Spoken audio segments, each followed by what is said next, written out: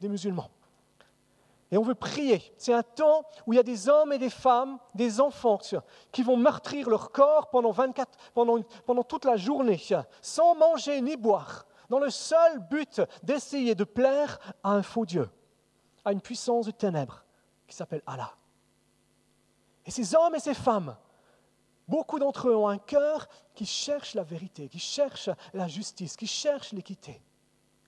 Et c'est à nous, Église, de nous tenir sur la brèche. C'est à nous, Église, pendant ce temps où il y a quelque chose qui est particulier, de nous tenir sur la brèche et de pouvoir prier pour qu'ils puissent avoir des songes, qu'ils puissent avoir des visions, qu'ils puissent avoir des révélations. Et j'aimerais nous encourager, les uns et les autres, pendant ces 30 jours qui viennent, à prier d'une manière spécifique pour les musulmans de notre ville et de notre région.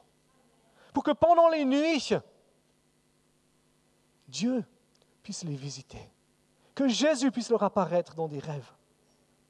Qu'ils puissent voir, j'aime ce témoignage de Moussa Koné, qui dit, il voyait le Coran qui brûlait, et il voyait la parole de Dieu. Qu'ils puissent avoir de telles visions. Que nous, Église, on puisse se lever et qu'on puisse être prêts à les recevoir et à les accueillir. Et vous savez, depuis des mois et des mois, régulièrement, je vous encourage les uns et les autres à prier pour les musulmans parce que je sais que c'est un héritage que Dieu veut nous donner dans cette région. Je sais que c'est un héritage que Dieu veut nous donner dans l'Église ici. Quelques semaines, on avait cette parole prophétique qu'on allait voir des immigrés venir dans l'Église en grand nombre. Un des derniers baptêmes qu'on a eu, c'est Sarah qui est issue d'une famille musulmane, qui a rencontré Jésus et qui a fait le choix de dire « Moi, je veux suivre Jésus-Christ ». Et on veut voir dans ce baptistère d'autres anciens musulmans passer par les eaux du baptême et rencontrer cette vie en abondance, devenir des disciples de Christ, qui puissent être renvoyés dans leur nation, qu'on puisse envoyer des missionnaires en Turquie, qu'on puisse envoyer des missionnaires en Algérie, qu'on puisse envoyer des missionnaires dans différentes parties de ce monde musulman, au Yémen, en Arabie Saoudite, etc., pour les voir être changés par l'amour de Christ. Amen. Est-ce que vous pouvez voir ces choses avec vos yeux? C'est ce que Dieu veut faire avec nous en tant qu'Église. Dieu nous a établis ici pour voir des vies et des nations qui sont changées, qui sont transformées par l'amour de Christ. C'est pour ça que Dieu nous a mis ensemble. Ce matin, Ève, merci beaucoup d'être là ce matin. Vous savez, on a Nathanaël ils ont emménagé dans la région de manière définitive, donc ils seront là normalement tous les dimanches, mais il y a quelques dimanches où, comme tout le monde, ils ont des fois des dimanches où ils ne peuvent pas être là. Et ce matin, c'était un des dimanches où ils ne peuvent pas être là parce hier, il y avait la fête des enfants de l'école dans leur ancien endroit. Ils ont profiter d'être encore en famille. Et puis il y aura encore 2 ou 3 dimanches au mois de juillet, au mois d'août où ils ne seront pas là. Et c'est toujours un défi. Je disais à ma femme cette semaine, je disais, quand on n'avait personne pour la louange, c'était toujours la galère. On trouvait tout le temps comme ça des personnes qui venaient pour la louange. Et puis depuis qu'on a Nathanaël qui est venu dans l'église, c'est devenu beaucoup plus difficile. Et cette semaine, j'étais à Marseille avec Christiane. Et puis tout d'un coup, j'avais un message sur mon répondeur. J'écoute mon message. C'était Ève qui me disait, Pasteur Luc, j'ai eu ton message, je devrais faire la louange normalement dimanche dans mon église, mais vu que tu n'as personne, il faut bien que je vienne. Et je me suis dit, waouh, c'est un tel privilège. Et merci Serge aussi d'être là. C'était vraiment, le piano, c'est juste fantastique. On n'est plus habitué à avoir le piano et c'est une bénédiction. Et Ève, je voulais juste te donner un petit cadeau pour te remercier d'être là ce matin. J'en ai un autre pour toi, Serge, après. D'accord, c'est un livre qui s'appelle « La bénédiction de l'Éternel ». C'est ce qu'on veut pour toi. Dieu te bénisse. Cette bénédiction puisse se répandre. Je suis heureux d'être là ce matin parce que dans l'église de Thonon, j'ai un Chilien, mais je n'ai pas de Brésilien. Dans l'église ici, il y a beaucoup de Brésiliens. Je me suis dit, c'est bon d'être ici ce matin. Et puis pas à Thonon. Ma femme consolera la famille chilienne. Et moi, je peux me réjouir avec les Brésiliens ce matin. Mais j'ai remarqué quelque chose, c'est qu'en regardant, c'est le premier match du Brésil en entier que je vois hier soir, et je regardais et je me disais, mais les Brésiliens qui sont dans ce stade de foot, ils ont un peu plus d'énergie que les Brésiliens qui sont dans mon église et qui louent le Seigneur. Et j'aimerais vous encourager à avoir la même énergie que quand vous êtes dans le stade de foot, parce que je sais que c'est à l'intérieur de vous. Ne vous inquiétez pas si nous, Européens, ils ont un petit peu plus de peine, les Européens, à louer le Seigneur, à bouger, à crier, à danser, etc. D'accord? Et j'aimerais vous libérer. Soyez comme dans le match de foot. Quand on est pendant la louange, n'hésitez pas à dire « Alléluia !» et à louer le Seigneur, à bouger. D'accord? Et ça concerne aussi les Africains. Parce que moi, je suis né en Afrique, je sais comment c'est là-bas. Et je sais que des fois, vous vous adaptez à cette culture. Et c'est bon de s'adapter à la culture européenne. Mais on a besoin que vous libériez la vie qui est en vous. D'accord? On a besoin que vous nous appreniez à bouger un petit peu pour louer le Seigneur. D'accord? On a besoin que vous libériez cette énergie dans l'Église. Amen? Donc, je compte sur vous ces prochains dimanches. Même si je ne suis pas là ces prochains dimanches, dimanche prochain, je suis à Thonon. Je fais une ou deux annonces maintenant. Je suis à Thonon dimanche prochain, et puis après les 2 dimanches d'après, je serai en vacances. Donc, je penserai à vous. Un livre que j'aimerais vous recommander qui est à la librairie, ça s'appelle « La guérison à bâton rompu ». C'est un livre absolument extraordinaire. C'est un interview de 2 gars, Bill Johnson et Randy Clark, qui s'interviewent l'un à l'autre sur des questions clés au niveau de la guérison. Et je crois, j'aimerais vous encourager à l'acheter. Serge, c'est pour toi. J'aimerais vous encourager à l'acheter parce qu'il y a dans ce livre des clés qui vont vous libérer et qui vont vous aider dans le ministère de guérison. Parce que comme je disais mercredi soir, je crois que Dieu veut nous utiliser les uns et les autres pour guérir les malades. Je crois que Dieu veut t'utiliser pour guérir les malades. Pas ici dans l'église, mais en dehors de l'église. Là où ils sont les malades, ton voisin, ta voisine, tes amis, à commencer à prier pour eux, à commencer à libérer la présence de Dieu, à libérer cette audace de la foi et dire, moi j'ai un ami, il s'appelle Jésus, il est mort pour tes péchés et il peut te guérir, j'aimerais prier pour toi. Ma femme a fait une visite la semaine dernière. Quelqu'un de l'église lui a dit, est-ce que tu pourrais venir voir ma patronne? Puis ma femme est allée visiter cette patronne, elle a partagé avec elle et à la fin elle a dit, elle a proposé de prier, ils ont prié ensemble.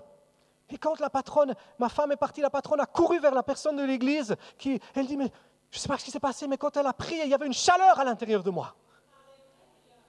C'est ce que Dieu veut faire avec chacune de nos vies. Parce que la puissance de Dieu, cette chaleur, c'est quoi? C'est le Saint-Esprit qui agit. Et quand tu pries avec quelqu'un, le Saint-Esprit agit. Le Saint-Esprit veut manifester sa puissance. Le Saint-Esprit veut manifester sa gloire. Le Saint-Esprit veut manifester le nom de Jésus dans la vie des gens. Pour les guérir, pour les sauver. Amen. Et c'est le thème de mon message ce matin, c'est de dire, c'est par la foi que nous bénissons. Dieu veut faire de nous un peuple de foi, d'accord? Ayez foi en Dieu. Dieu veut faire de nous un peuple qui vit par la foi, qui marche par la foi, qui mange par la foi, qui agit par la foi et qui n'agit plus selon les circonstances, selon les choses de ce monde, mais qui dit, j'agis en fonction de ce qui est marqué dans ce livre. J'agis en fonction de ce que Dieu me dit. C'est la norme de ma vie, c'est la parole de Dieu. La norme de ma vie, c'est ce que Dieu me dit et je veux vivre en accord avec ces choses-là. Et on va continuer notre série sur Hébreux 11. Et si vous voulez ouvrir vos Bibles, vous pouvez regarder Hébreux 11, 21. On va rater un verset parce que le verset d'avant, c'est Pasteur Jean qui va le traiter dans 15 jours. C'est quand Isaac bénit Jacob et Ésaü. Et aujourd'hui, on va parler de Jacob. Hébreux 11, 21, il est dit, c'est par la foi que Jacob, au moment de mourir, bénit chacun des fils de Joseph et qu'il se prosterna en s'appuyant sur l'extrémité de son bâton. Quand on parle de bénédiction, il y a une chose que, au moment où on parle de bénédiction, on se dit tous, moi j'ai envie d'être béni. Non? On a tous envie de vivre dans la bénédiction. On a tous envie de marcher dans la bénédiction. On a tous envie d'être poursuivis par la bénédiction.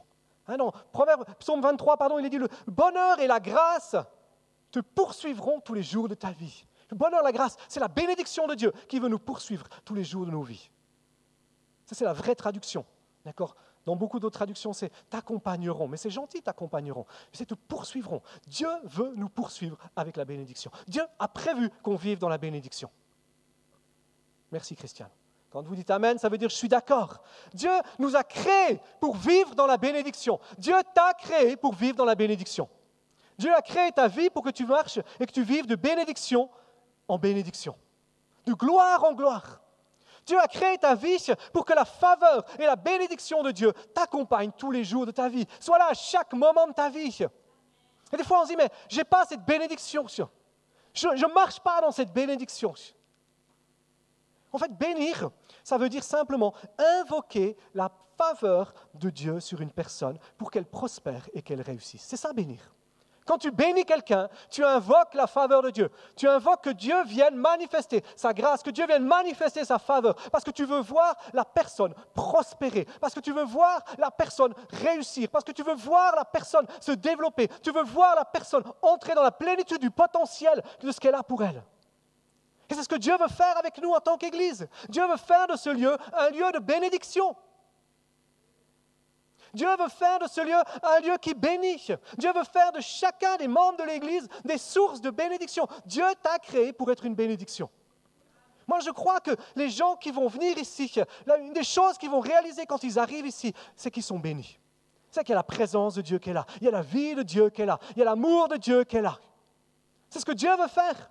Dieu veut, quand on est en contact avec des gens, Dieu veut que les gens avec lesquels on est en contact, ils se sentent bénis, ils se sentent aimés, ils se sentent encouragés, ils se sentent fortifiés, ils se sentent vraiment élevés, qu'ils se sentent honorés, qu'ils se sentent qu'on proclame la faveur, qu'on cherche le meilleur pour eux. C'est ce que Dieu veut faire avec nos vies.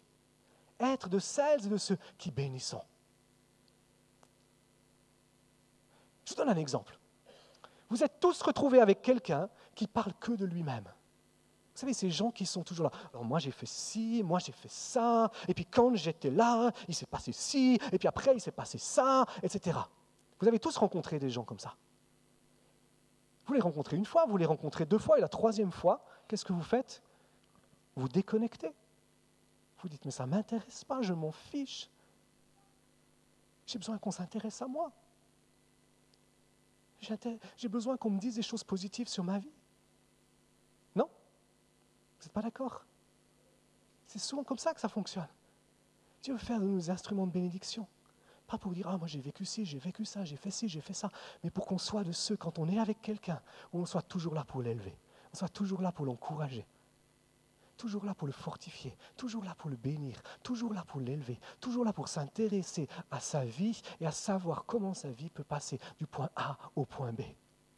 Comment est-ce que sa vie peut passer de ce défi-là à cette victoire ici? Être des instruments de bénédiction, c'est un choix. C'est par la foi que Jacob, au moment de mourir, bénit chacun des fils de Joseph et qu'il se prosterna sur son bâton. C'est par la foi qu'il bénit. Une première chose qu'on peut voir dans ce texte, c'est que la bénédiction, quand Jacob, il est là, il est en Égypte, il est sur son lit, il est au moment de mourir, il appelle Joseph, son fils préféré, ce qui n'est pas très très bon d'avoir un fils préféré, mais qui lui a causé quelques ennuis d'ailleurs. Il l'appelle Joseph et il dit, viens avec tes 2 fils qui sont nés en Égypte. Et cette bénédiction dont il est parlé ici, dans Hébreux 11, ça se relate à Genèse 48, c'est l'adoption des fils de Joseph. En fait, ce que Jacob fait, il dit à Joseph, viens, et il ne veut pas bénir Joseph. Il dit, je veux bénir les fils de Joseph, je veux bénir Ephraïm et Manassé. Et en fait, qu'est-ce qu'il fait? Littéralement, Joseph avait d'autres enfants qui sont nés après, mais ce que Jacob veut faire, c'est qu'il veut adopter Ephraïm et Manassé. Et ça, c'est la première bénédiction qui se produit dans ce texte. C'est que Jacob adopte Ephraïm et Manassé comme ses propres enfants. Il enlève Joseph, entre guillemets, et il met Ephraïm et Manassé à la place.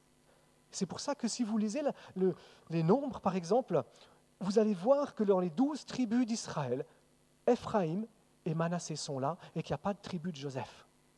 Vous allez voir qu'en réalité, il y a 13 tribus, il n'y a pas 12 tribus d'Israël. Il y en a 13.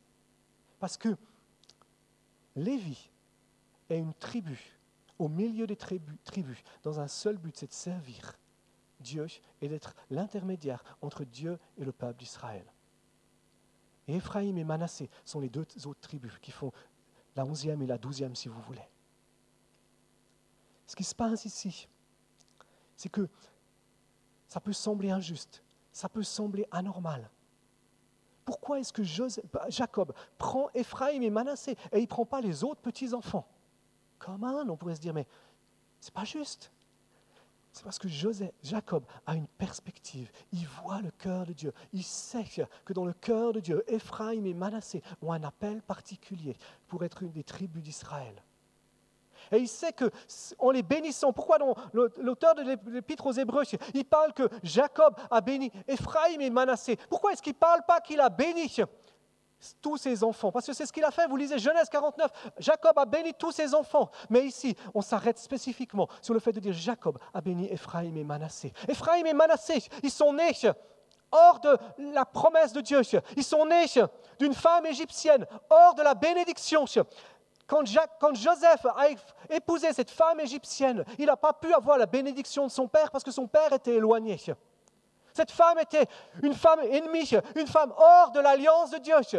Et si vous regardez au préalable, on voit que quand ils doivent trouver des femmes pour leurs enfants, ils vont chercher dans la même tribu, dans ce peuple avec lequel Dieu fait alliance. Et pourquoi ici, il est dit qu'il a béni Éphraïm et Manassé? Ça veut dire quoi? Ça veut dire qu'il les a adoptés pour faire partie de l'alliance. Il les a adoptés pour qu'ils fassent partie du peuple qui a été choisi. Et ça nous rappelle quoi? Ça nous rappelle cette réalité et cette vérité extraordinaire qu'on était éloigné de Dieu. Ça nous rappelle cette vérité extraordinaire qu'on ne méritait pas d'être dans l'alliance de Dieu, qu'on ne méritait pas de s'approcher de Dieu, qu'on était condamné à la mort à cause de notre faute, à cause de notre péché. Mais qu'en Jésus, on a été adoptés. Ce que Jacob fait en adoptant Éphraïm et Manassé, il préfigure l'adoption que nous, on peut avoir pour devenir enfants de Dieu. Il préfigure cette réalité que la volonté de Dieu, c'est que tous soient sauvés. Tous ne le seront pas, mais la volonté de Dieu, c'est que tous soient sauvés. Et on le voit, si vous lisez dans Genèse 48, 20, il est dit que quand Jacob bénit Éphraïm et Manassé, et c'est intéressant parce qu'il fait même l'inversion, il donne aux plus petits le droit d'aînesse. Il va à l'envers des choses. Pourquoi? Parce qu'il a un but et une perspective. Il dit, c'est par toi qu'Israël bénira en disant que Dieu te rende comme Éphraïm et Manassé. Que Dieu te rende comme Éphraïm et Manassé. Quand il les a bénis, il a dit que Dieu te rende comme Éphraïm et Manassé. Et c'est ce qu'il prophétise. En même temps, en disant ça, il prophétise sur les nations. Que ces nations étrangères, ces nations qui sont issues, comme ces deux enfants sont issus de l'Égypte, de la même manière que les nations étrangères à Israël, les nations étrangères au peuple de Dieu, les nations étrangères à l'alliance de Dieu, Dieu veut les sauver. Dieu veut les rencontrer. Ça devrait nous enthousiasmer. Non? Dieu veut que toutes les nations soient sauvées. Dieu veut que tous les peuples soient sauvés. Dieu veut adopter. Et si vous lisez dans Romains, vous voyez Romains 8 qui dépose dans nos vies un esprit. Par le Saint-Esprit, on peut dire Abba Père. C'est l'esprit d'adoption. Et ce matin, on peut chanter merci pour la croix. Mais si on continue, on peut chanter merci, Papa, parce que tu m'as sauvé, parce que tu m'as transformé, parce que tu m'as bouleversé. Et c'est cet esprit d'adoption. Et la bénédiction de Jacob, c'est la première des choses qui se passe avec cette bénédiction de Jacob, c'est l'adoption. L'adoption pour le salut. L'adoption pour entrer dans l'héritage. L'adoption pour devenir une bénédiction, pour devenir une source de vie. Une chose qui est extraordinaire aussi avec Jacob, c'est que si vous regardez le verset précédent, Isaac n'avait qu'une seule bénédiction. Quand Jacob vient, d'une manière traître et d'une manière un petit peu comme ça, il vient prendre et voler la bénédiction de son frère Ésaü. Et quand Ésaü vient, Isaac lui dit, j'ai déjà donné la bénédiction à ton frère. Isaac n'avait qu'une seule bénédiction. Jacob en avait plusieurs. C'est par la foi qu'on bénit. Et comme Jacob, on a plusieurs bénédictions. On en a une multitude. Pourquoi est-ce que Jacob avait plusieurs bénédictions? C'est important de le savoir, parce que c'est la clé qui nous permettra, nous, de devenir des bénédictions. Si on comprend pourquoi Jacob pouvait bénir plusieurs personnes, il a béni le pharaon, il a béni chacun de ses enfants de manière spécifique, il a béni d'autres, etc. On a besoin de savoir, parce que des fois on parle de bénédiction, on se dit, je dois être une bénédiction pour les autres, mais on se dit, mais qu'est-ce que j'ai à donner? Comment est-ce que je peux être une bénédiction? Non? Vous ne vous posez pas des fois la question, comment est-ce que je peux être une bénédiction? Qu'est-ce que je peux faire pour être une bénédiction? Qu'est-ce qui me donne le droit d'être une bénédiction? ce qui a donné le droit et la possibilité à Jacob d'être une bénédiction, c'est que dans Genèse 32, alors qu'il était en train de revenir dans le pays promis, il s'est battu avec Dieu. Imaginez ça. Dieu vient au milieu de la nuit et il se bat avec Jacob. Et le pire du pire, c'est que la Bible nous dit qu'à la fin de la nuit, Dieu dit que Jacob est vainqueur. Et Dieu doit taper Jacob à la hanche pour qu'il le lâche prise. Jacob avait une conscience. Il avait conscience qu'il avait besoin de la bénédiction. Il avait conscience qu'il avait besoin de recevoir des cieux ce qui était nécessaire pour vivre. Il avait conscience qu'il avait besoin de recevoir, parce qu'il a reconnu dans cette personne l'ange de l'Éternel. Il avait conscience. Et s'il s'est battu toute la nuit, ce n'est pas pour sauver sa vie, c'est parce qu'il voulait avoir la bénédiction. Et il n'a pas lâché l'ange de l'Éternel tant qu'il ne l'a pas béni. Il a dit, je ne te lâcherai pas tant que tu ne me béniras pas. Il avait cette détermination dans son cœur de dire, j'ai rencontré Dieu, j'ai vu Dieu et j'ai besoin qu'il me bénisse. J'ai besoin que Dieu libère sa bénédiction dans ma vie. J'ai besoin, si je veux être une bénédiction, j'ai besoin que Dieu me donne ces choses-là. J'ai besoin qu'il me libère ça dans ma vie pour que je puisse être cette source de bénédiction, pour que je puisse être cette source de vie, pour que je puisse être cette source au travers de laquelle la puissance, la vie de Christ peut se manifester. Il ne sait pas la vie de Christ pour lui encore, mais nous, c'est ça. Et de la même manière, si on veut être une bénédiction, on a besoin d'avoir cette détermination de la foi, de dire, Seigneur, tu es ma source.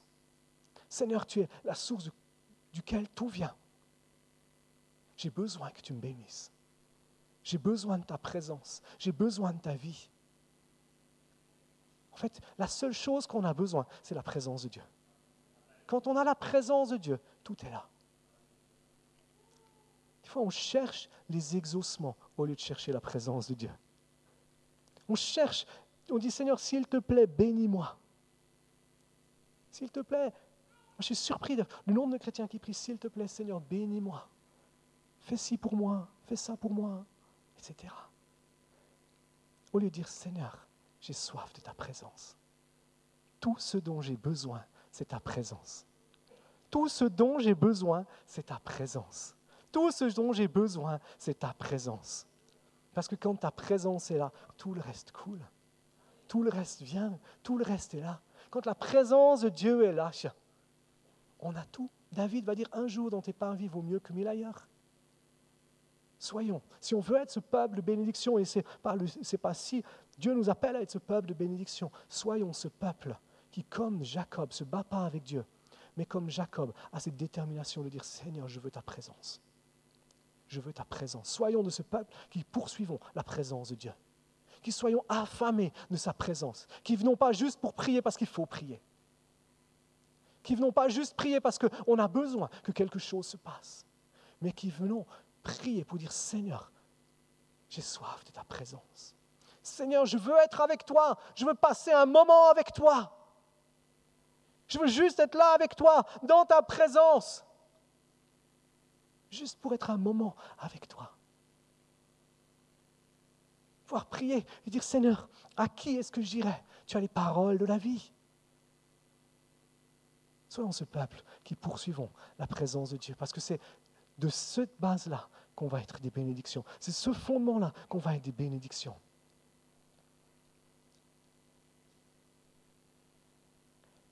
Et c'est pour ça que Jacob, par la suite, il va dire, Dieu m'a béni.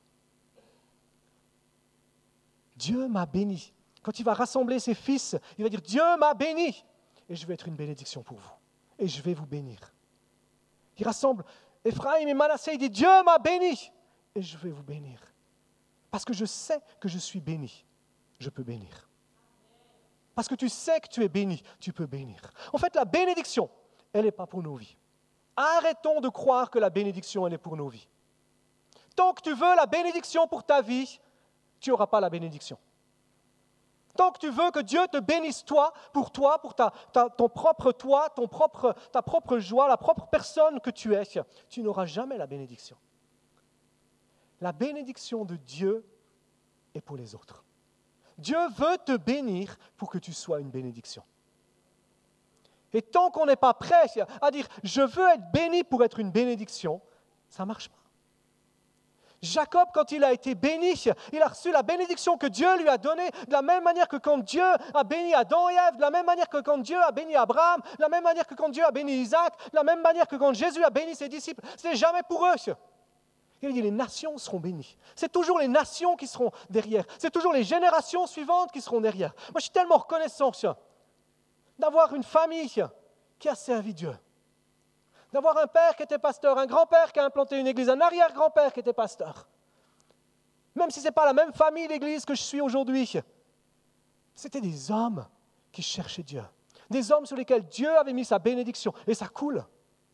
On est au bénéfice de la bénédiction de nos pères. Tes enfants sont au bénéfice de la bénédiction qui est dans ta vie. Peut-être certains d'entre vous, malheureusement, vous êtes au bénéfice de la malédiction de vos pères. Si c'est le cas, si tu es pris dans la malédiction à cause de tes parents, de tes grands-parents, de tes arrière-grands-parents, prends un rendez-vous avec moi. On va prier pour briser ces malédictions. Tu as l'impression que rien réussit, tu as l'impression que rien ne va, que ça va toujours de mal en pis, il y a toujours des choses qui viennent contre toi. C'est juste que tu as hérité d'une malédiction héréditaire. Ce n'est pas grave. C'est grave si tu la gardes. Prends rendez-vous, on prie, Jésus te libère et tu marches dans la bénédiction. Et c'est ce choix de dire en fait, je veux être une source de bénédiction. Je veux être... Jacob a fait le choix, il est à la fin de sa vie, il est près de mourir et il fait encore ce choix de dire qu'il veut bénir. C'est par la foi qu'il a béni. La foi est toujours liée à la décision. Toujours, toujours, toujours. C'est faire le choix d'être béni. Dieu nous a bénis. En fait, Dieu nous a bénis de toute bénédiction spirituelle. Si vous lisez Éphésiens 1:3, regardez ça. C'est juste extraordinaire ce texte.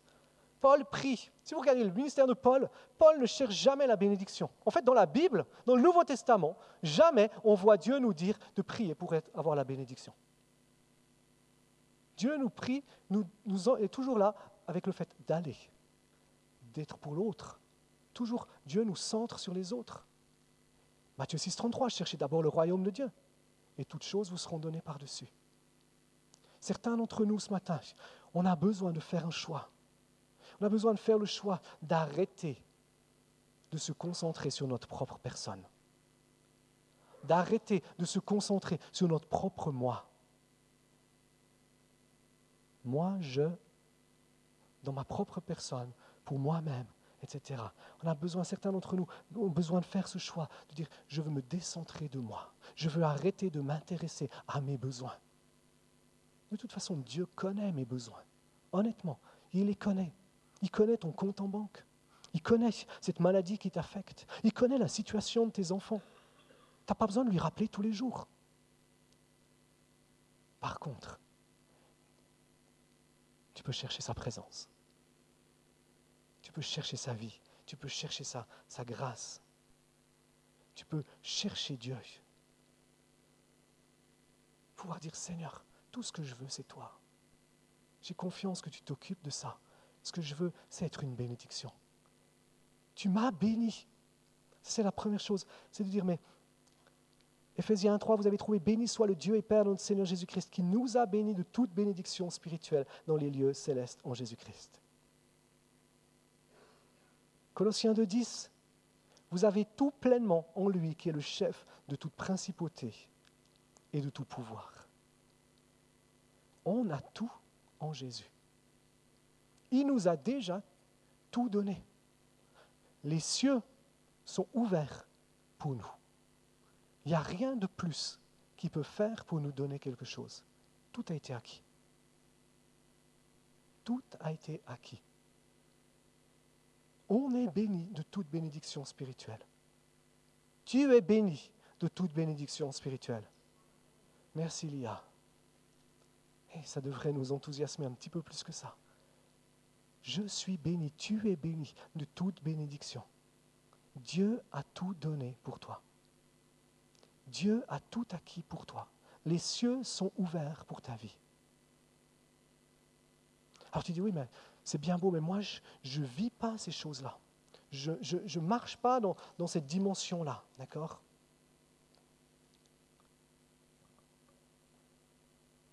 Et parfois, on croit ce mensonge-là. On croit qu'on n'a rien pour bénir parce qu'on croit qu'on n'a rien. Parce qu'on juge la bénédiction à nos circonstances. On juge la bénédiction aux circonstances qu'on peut avoir. Au lieu de réaliser que Dieu nous a de toute façon bénis, même si mes circonstances ne sont pas comme j'aimerais qu'elles soient, même si mes circonstances ne sont pas en accord avec ce que dit la parole de Dieu, dans la réalité, Dieu m'a déjà béni. Même si mon corps est encore atteint par la maladie, Dieu m'a déjà béni par la guérison. Et je veux regarder mon corps et je veux lui dire, mais tu n'as pas encore compris que Dieu m'a béni. Je veux regarder mon compte bancaire et lui dire, hey, tu dois t'aligner sur ce que Dieu a dit. J'ai été béni. Je ne manquerai de rien parce qu'il est mon berger.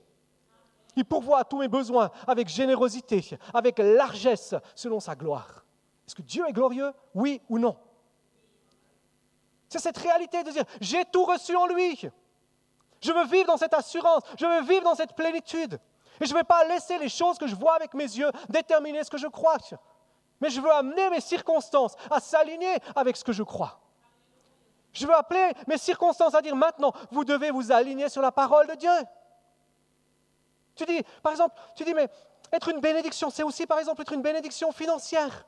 Voir quelqu'un qui est dans le besoin autour de toi. Tu dis, mais mon compte bancaire n'est pas bon. D'accord, mon compte bancaire est même dans le rouge. Je ne peux pas donner. Je ne peux pas aider l'autre. Come on. Est-ce que tu as quelque chose dans ton frigo? Est-ce que tu as quelque chose dans tes placards que tu peux donner à l'autre? Avec lequel tu peux être une bénédiction? On a toujours quelque chose qu'on peut donner. Il y a toujours quelque chose avec lequel on peut bénir. Tu as 2 paires de chaussures, donne-en une. Si tu n'as rien dans ton compte bancaire. C'est ça, être une bénédiction. C'est de voir les gens, pas avec ce qu'on peut recevoir. Des fois, on a cette tendance, je ne sais pas vous, mais pendant des années, j'avais cette tendance de me dire, mais quand je voyais des gens, j'avais ce petit truc au fond de moi, où je me disais, mais comment est-ce qu'ils pourraient être une bénédiction pour moi? Si seulement ils pouvaient me donner quelque chose, si seulement ils pouvaient m'aider, si seulement ils pouvaient me donner du travail, si seulement ils pouvaient servir ma vision, etc. Puis un jour, j'ai dû faire un choix. J'ai dû dire, Seigneur, je te demande pardon. Parce que la question, ce n'est pas comment est-ce que l'autre peut être une bénédiction pour moi. La véritable question, c'est comment est-ce que moi, je peux être une bénédiction pour l'autre. Comment est-ce que je peux propulser l'autre dans ce que toi, tu veux faire? Comment est-ce que je peux aider l'autre à accomplir sa propre vision, ce que tu as mis dans son cœur? Comment est-ce que je peux donner à l'autre quelque chose? Comment est-ce que je peux... Et puis des fois, c'est difficile. Parce qu'on a des bonnes choses. Puis on a envie de les garder pour soi, puis on sent que Dieu travaille notre cœur, et il dit, mais donne-le. Donne-le à l'autre. Vous savez, ces choses précieuses, ces choses qu'on veut se garder pour soi parfois. Et des fois, on a ça qui travaille dans notre cœur, et Dieu nous dit, mais donne-le à telle personne. Partage-le. Répands. Être une bénédiction, c'est un choix. C'est le choix de dire, qu'est-ce que je peux donner à l'autre? Qu'est-ce que je peux faire pour l'autre? Et tant que je n'ai pas ouvert ma main pour donner, Dieu ne peut pas remplir ma main. C'est Kurt qui dit ça souvent. Il dit, tant qu'on n'a pas donné, on ne peut pas recevoir. Jésus dit quoi? Donnez et vous recevrez. Et nous, quand on pense à la bénédiction, on se dit, il faut que je reçoive pour donner. Non? Si je n'ai pas reçu, je ne peux pas donner. Mais pourquoi Jésus dit, donnez et vous recevrez? Parce qu'il y a cette conscience qu'en lui, on a tout reçu. Il y a cette conscience qu'en lui, il nous a tout donné. Il y a cette conscience qu'en lui, on a tout ce qu'on a besoin. Même si on pense parfois qu'on n'a pas tout ce qu'on a besoin. Mais il nous donne tout ce qu'on a besoin. Et si on donne, si on répand, si on partage, à ce moment-là, on s'ouvre pour recevoir. Plus on va donner et plus on va recevoir. Ça, c'est un principe biblique. On ne donne pas pour donner, on donne parce qu'on a envie de bénir. On a envie de faire du bien, on a envie de réjouir l'autre, on a envie de l'encourager. Être une bénédiction ne dépend pas de nos circonstances. Ça dépend de notre foi en Dieu. Être une bénédiction dépend du fait est-ce qu'on croit que Dieu m'a béni de toute bénédiction spirituelle. Est-ce que je me considère comme béni? Ou est-ce que je regarde les manques qu'il pourrait y avoir dans ma vie? Les choses que je pense qui me manquent aujourd'hui. Oui, il y en a plein de choses, même au niveau de ma personne, que je pourrais avoir en plus. Mais c'est faire le choix de dire, qu'est-ce que Dieu m'a donné? Qu'est-ce que Dieu a mis entre mes mains? Qu'est-ce que Dieu a mis dans ma vie? Comment est-ce que je peux être une bénédiction avec ce que j'ai? Comment est-ce que je peux répandre? Quelques années, on avait une panne de voiture, une autre voiture tombe en panne et il y a une femme de l'église qui dit « Pasteur, on va prier pour toi pour que Dieu fasse quelque chose par rapport à ça parce qu'on n'avait pas les finances pour réparer la voiture. » Cette femme, elle rentre chez elle, puis Dieu lui parle, lui dit « Écoute, tu as 2 voitures. Prie pas. Prie pas pour le pasteur. Prête-lui une voiture. » Et elle nous a prêté une voiture pendant 6 mois parce que c'était difficile de faire plus que ça. Puis au bout de 6 mois, elle me dit, Pasteur, je vous la donne la voiture. Donc on a eu une voiture qui était une vieille voiture, mais qu'est-ce que ça nous a servi? D'accord? Et j'aime cet exemple parce que c'est ce choix de dire, mais qu'est-ce que je peux donner? Qu'est-ce que je peux faire? Je vais prier pour toi pour que Dieu t'aide. Come on, qu'est-ce que je peux faire pratiquement pour t'aider? Qu'est-ce que je peux répandre? Qu'est-ce que je peux partager? Qu'est-ce que je peux libérer? C'est une mentalité, c'est un choix. C'est de regarder l'autre toujours en se disant qu'est-ce que je peux lui donner? Qu'est-ce que je peux lui apporter? Qu'est-ce que je peux faire pour lui? Qu'est-ce que je peux faire pour elle? Jacob avait cet esprit-là. Il avait cet esprit de se dire mais comment est-ce que je peux être une bénédiction? Il a prophétisé. En fait, il a prié, il a béni. Dans Genèse 49, vous pouvez voir, il a rassemblé ses fils. Dans Genèse 49:1, il dit, rassemble ses fils. Et il dit, venez et je vais vous bénir et je vous dirai ce qui va vous se produire. Qu'est-ce qui se passe? Jacob commence à bénir ses fils et il prophétise en bénissant ses fils. Il invoque la faveur de Dieu sur eux, mais il prophétise sur chacun de ses fils. Il va même prophétiser sur Judas, que le lion de Judas va se lever. Il prophétise la venue de Jésus. Et vous lisez cette parole prophétique de Genèse 49, et vous lisez la suite de l'Ancien Testament, et vous voyez que tribu après tribu après tribu, ce que Jacob a prophétisé sur eux s'est accompli mot à mot. Quand tu bénis quelqu'un, qu'est-ce qui se passe? Tu libères l'espace autour de sa vie pour que ce que Dieu veut faire se passe. Quand tu bénis quelqu'un, tu libères l'espace autour de sa vie pour qu'il puisse entrer dans sa destinée, qu'il puisse entrer dans son appel. On n'a pas conscience, mais souvent, par une parole de bénédiction, on peut libérer quelqu'un pour sa destinée. Par une parole de bénédiction, on peut propulser quelqu'un pour qu'il aille plus loin, là où il veut aller. Un des moyens par lequel Dieu veut nous utiliser pour bénir, c'est la bouche. Nos bouches sont un instrument de bénédiction. Je ne sais même plus où j'en suis dans toutes ces feuilles. Nos bouches sont un instrument de bénédiction. C'est de dire, de la même bouche, Jacques 3,10, de la même bouche sortent la bénédiction et la malédiction. Il ne faut pas, frère, qu'il en soit ainsi. Nos bouches, on bénit. Par nos bouches, on proclame la grâce. Par nos bouches, on proclame la faveur. Par nos bouches, on proclame la vie. Par nos bouches, on proclame des paroles d'encouragement. Par nos bouches, on proclame des choses sur lesquelles les gens vont pouvoir entrer dans leur destinée. Nos bouches sont un instrument puissant. Et ça, c'est quelque chose qu'on veut voir.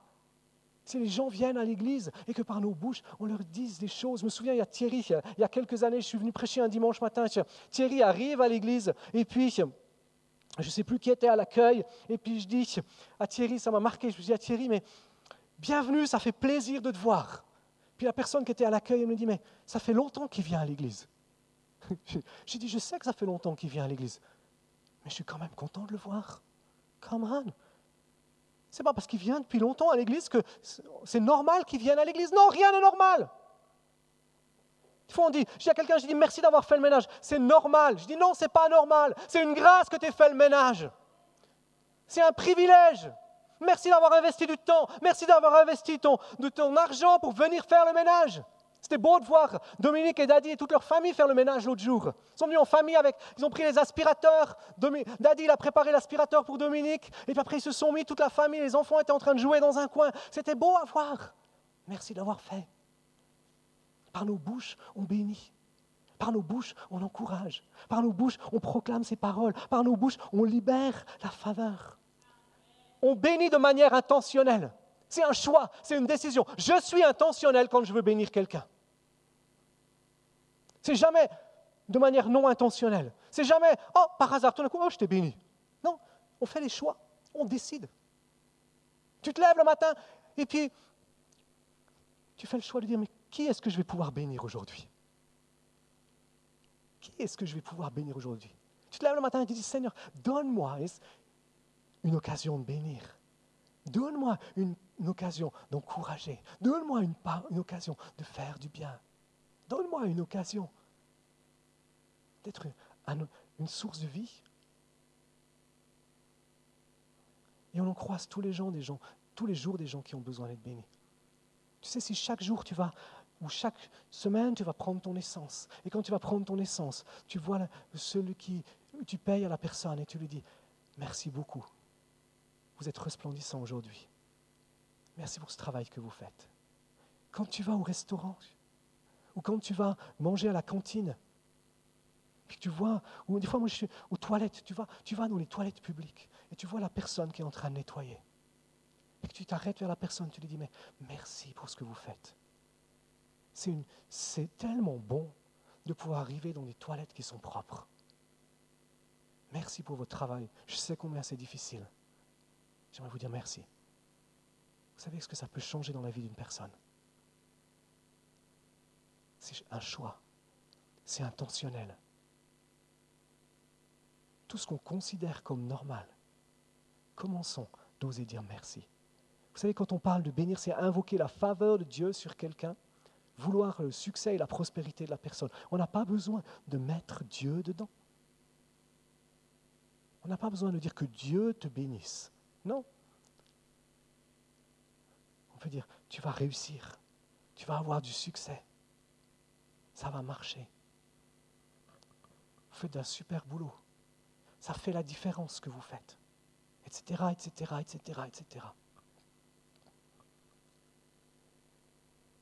C'est intéressant, on n'a pas le temps de développer tout ça, mais c'est intéressant de voir dans la Bible le nombre de fois où Dieu parle de bénédiction. Vous pensez probablement à ce texte de Matthieu 5, 44, où Jésus dit, sermon sur la montagne, cœur de l'évangile, moi, je vous dis, dit Jésus, aimez vos ennemis, bénissez ceux qui vous maudissent, faites du bien à ceux qui vous haïssent et priez pour ceux qui vous maltraitent et qui vous persécutent. Être une bénédiction n'est pas un choix. Être une bénédiction n'est pas une option. Être une bénédiction est une décision. Est-ce que je veux vivre ce qui est marqué dans la parole de Dieu? Est-ce que je veux faire ce que Jésus me dit ou est-ce que je ne veux pas le faire? Et Jésus dit, bénissez ceux qui vous maudissent. Bénissez ceux qui vous maltraitent. Faites-leur du bien. Aimez ces gens-là. Priez pour eux. On ne prie pas pour qu'ils changent. Priez pas pour que les gens changent. Ça ne sert à rien.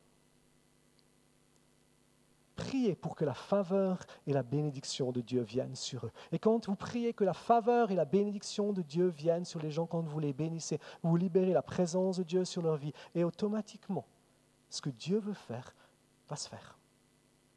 Amen. Des fois, on prie pour que les gens changent. Ça ne marche pas. Ça ne marche absolument pas. On prie pour que Dieu vienne les toucher. Et quand Dieu les touche, come on, quelque chose change dans leur cœur. Quelque chose change dans leur vie. Quand l'amour de Dieu les inonde, quand la révélation de Christ touche leur cœur, touche leur vie, bénissez ceux qui vous maudissent. Ça, c'est l'évangile. Bénissez ceux qui vous font du mal. Ça, c'est l'évangile. C'est un choix et c'est une décision. C'est intéressant de voir que dans l'Ancien Testament, ça ne marche pas comme ça. Dans l'Ancien Testament, c'est le feu du ciel descend. Dans le Nouveau Testament, on bénit. On bénit tout le monde. Dieu veut qu'on bénisse les chrétiens comme les non-chrétiens. Non? Dieu veut qu'on bénisse les chrétiens comme les non-chrétiens. Je reviens à mon histoire de pompiste de tout à l'heure. Si toutes les semaines tu vas à la pompe et tu es une bénédiction, tu bénis le pompiste, il y a un moment, il va peut-être te dire, mais tu as quelque chose de différent de tout. J'ai 1000 clients ou 100 clients par jour, il n'y en a pas un qui est comme toi. Qu'est-ce qui se passe? Qui est-ce que vous êtes? Pourquoi est-ce que vous faites ça? Puis à ce moment-là, tu peux lui dire, mais simplement parce que j'aime Jésus. Moi, je crois que ce lieu va être connu dans la ville parce que les gens savent que ceux qui viennent à l'église ici sont des sources de bénédiction, sont des sources d'encouragement pour leur village. Simplement, c'est cette conscience de dire, je suis béni. 1 Pierre 3,9, c'est un de mes passages favoris par rapport à ça. Pierre dit, ne rendez pas le mal pour le mal, ni insulte pour insulte, au contraire, bénissez, car c'est à cela que vous avez été appelés, afin d'hériter la bénédiction. En d'autres mots, ce que Pierre dit, c'est que si on bénit, on va hériter la bénédiction. Ça veut dire que si on ne bénit pas, on n'hérite pas la bénédiction. Si tu veux être béni, il n'y a pas le choix, tu bénis. Ce que tu sèmes, c'est ce que tu récoltes, c'est ce que Jésus dit aussi. D'accord? Donc c'est ce choix, c'est cette décision. Dieu nous a bénis. Dieu t'a béni. Dieu t'a tout donné. Ce n'est pas orgueilleux que de croire qu'on a été béni. Ce n'est pas orgueilleux de pouvoir se dire, moi je vais au travail, et puis je me dis, mon entreprise prospère parce que je suis dans cette entreprise-là. C'est tout, c'est comme ça. Ce n'est pas de l'orgueil, c'est la réalité. Parce que si la présence de Dieu est dans ma vie, si la présence de Dieu est dans ta vie, ton entreprise est bénie. Parce que tu es là. Ton quartier est en paix. Pourquoi? Parce que tu es là. Parce que tu habites dans ce quartier. Tu prends l'avion. L'avion n'aura pas d'accident et il ne va pas tomber au milieu de la mer. Parce que tu es dans l'avion.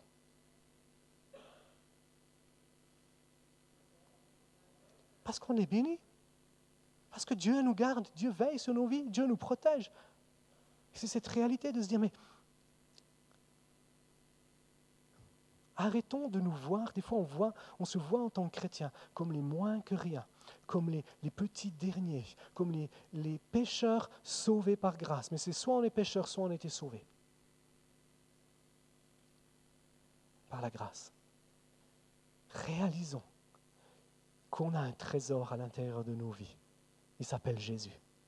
Et il vit en nous par le Saint-Esprit. Ce trésor est tellement grand dans nos cœurs, tellement grand dans nos vies, que quand on va à quelque part, on ne peut pas le contenir. Cette semaine, on entendait un message, j'étais avec Christiane à Marseille, un message de Colin Dye qui parlait de Jean 7, 37, quand Jésus dit « Des fleuves d'eau vive couleront de vos seins ». C'est de nouveau cette réalité de dire « Il y a tellement à l'intérieur de moi que je ne peux pas le retenir ». Tellement à l'intérieur de ma vie que je ne peux pas le retenir et je veux bénir. Je veux bénir. Je veux être une bénédiction.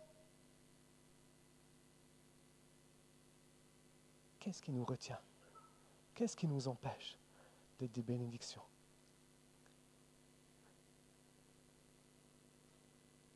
Bénir, c'est une décision.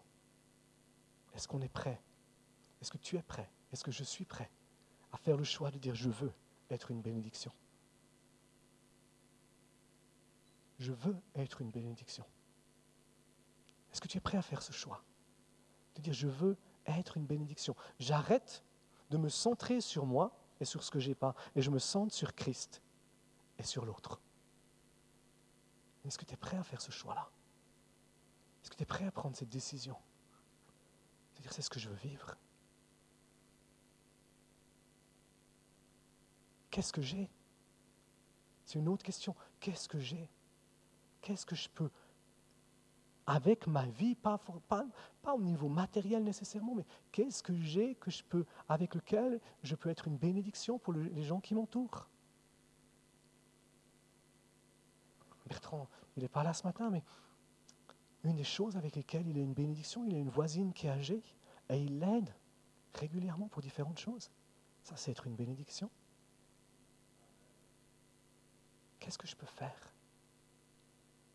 Est-ce que je peux tondre la pelouse de mon voisin pour être une bénédiction pour lui? Est-ce que je peux lui faire les courses?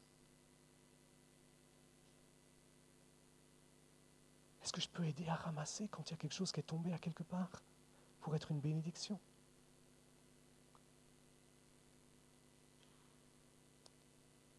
Comment est-ce que je peux bénir? Qui est-ce que je peux bénir?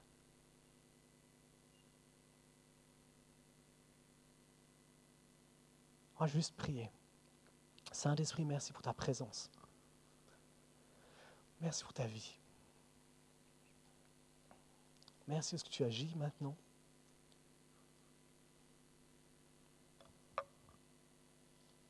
Je veux renverser ce mensonge qui fait croire que on n'a pas ou on n'est pas assez pour bénir. Seigneur, je renverse ça maintenant dans le nom de Jésus. Plusieurs, vous avez besoin de faire un choix, de ne pas regarder les obstacles qui peuvent être là pour bénir, mais de regarder les opportunités. C'est un choix. C'est une décision.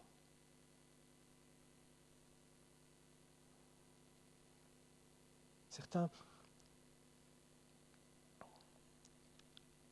Dieu vous montre qu'il y a des malédictions que vous avez héritées de vos pères. Simplement, tu peux commencer à demander pardon pour ce que tes pères ont fait. Tu viens me voir à la fin, on prendra un rendez-vous pour prier ensemble.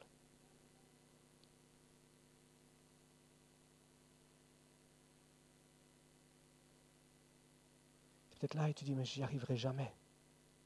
C'est pas possible. C'est un choix. Commence petit.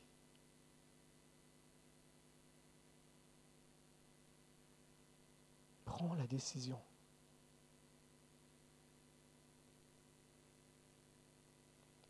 Prends la décision de dire tous les jours, je veux bénir une personne.